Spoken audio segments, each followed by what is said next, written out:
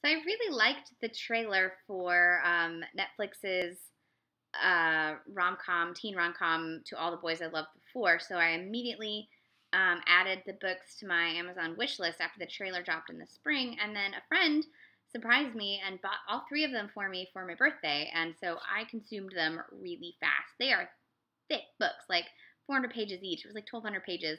I read them all in like a week. And I loved them, and I thought they were just utterly delightful. And so I was really looking forward to this movie. And I gotta say, it's probably the biggest disappointment I've had all year in terms of hype I had for a movie and then the movie itself. Now, I understand the need to change certain um, plot points and make characters sort of condensed and things from a 400-page book to a 90-minute film. I understand that. That's fine. What um, was such a letdown for me was the things that were so rich about the family and their setting that created the main character, Lara Jean, is what's missing. Like they sort of do lip service to it, and they show at one point the dad, you know, having a bad time making Korean food. But that's a huge thing in the story of Lara Jean, that her dad is a white American and her mom was Korean, and the way in which after her mom died, the father wanted to make sure that they never lost touch of their Koreanness, and the Korean food is such an important part of the story, and the fact that keeps up with their Korean grandmother is also so important. Um, and all of that was just completely dropped.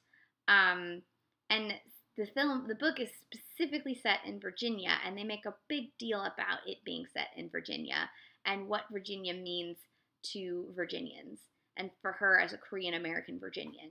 And to lose all of that seems like pointless. Like, what is the point of making this movie if you're gonna completely remove it from the things that made it what it was? And I feel like they did it the way they did it to make it more universal, but it ends up being generic instead of universal. The reason why something like Moonlight becomes universal is because if if somebody who's not those specifics can identify with the feelings that it evokes, you know they're universal feelings. But it's rooted deep specifics. And this book was rooted in deep specifics, but you could relate to the feelings of the girl. And instead, in this movie version, you get sort of a bland, generic teen rom com that loses everything that was unique about the story, and that's unfortunate. So the story follows Lara Jean as her sister is about to go off to college. She's going to St. Andrews in Scotland. Her sister is breaking up with their neighbor and Lara Jean's crush, who used to be her crush. She got over it when they started dating.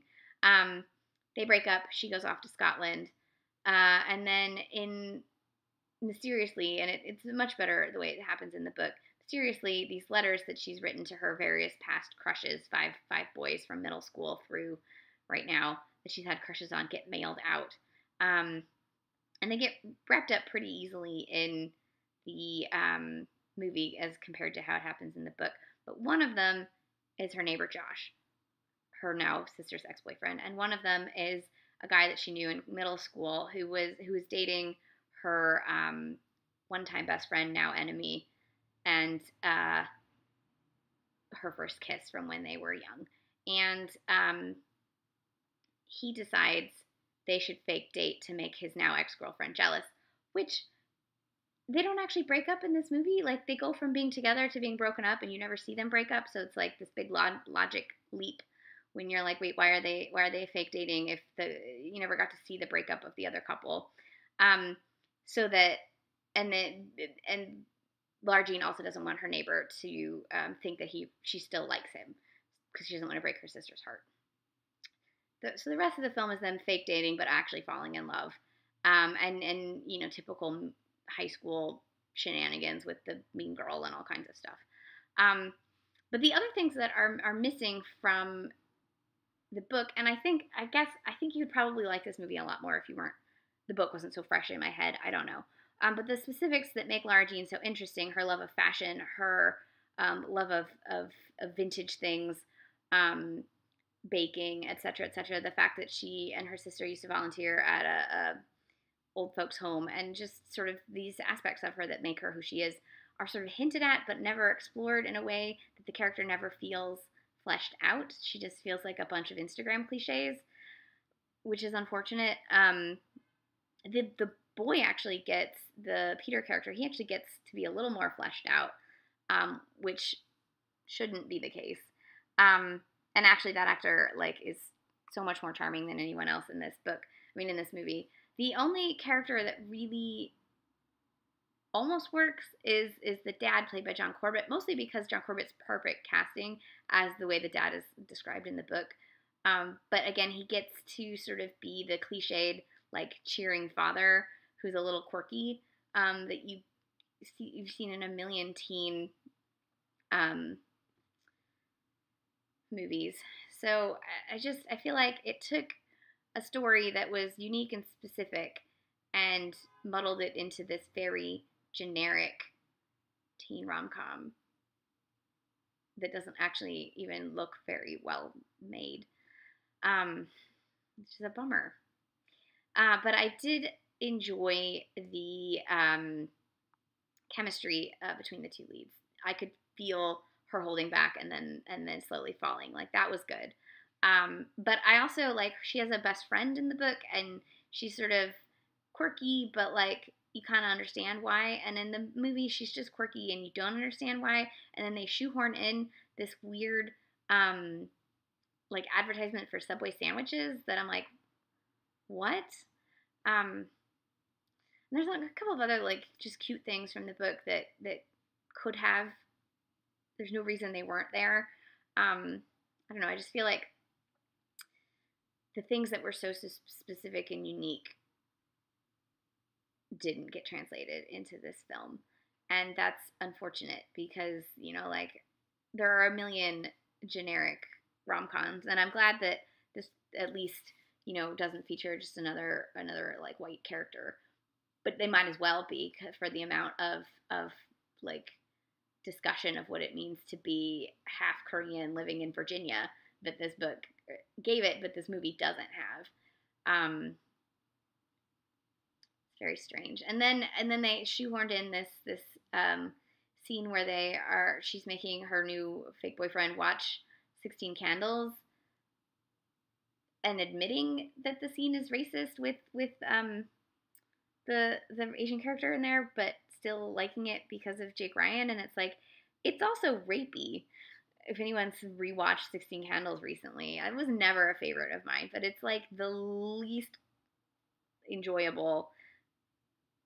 I can't imagine that girls still like that movie, but maybe they do. I don't know. I don't know any 16-year-olds. I know I never liked it, and then I like Molly Ringwald. That's about it. That's why I keep with the Pretty in Pink. There's no quasi-rapey things or anything racist in Pretty in Pink, as far as I can remember.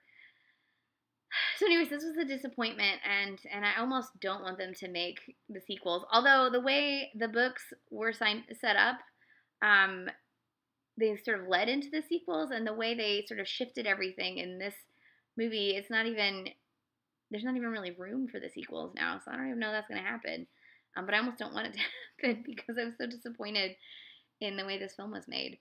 But I do think that Lana Condor, the lead, plays Lara Jean, was very interesting to watch. I don't know that she was exactly right. I don't know that if it was her or if it was the direction or if it was the screenplay, but she never got to shine in a way that I think she probably would if the role were the way the role was in the book.